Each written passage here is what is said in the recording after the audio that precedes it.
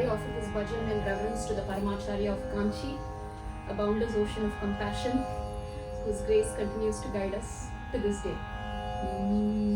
Karuna rasa purna sutape kama koti pitadipate charane sharanam dehi de chandrasekhara gurumurte.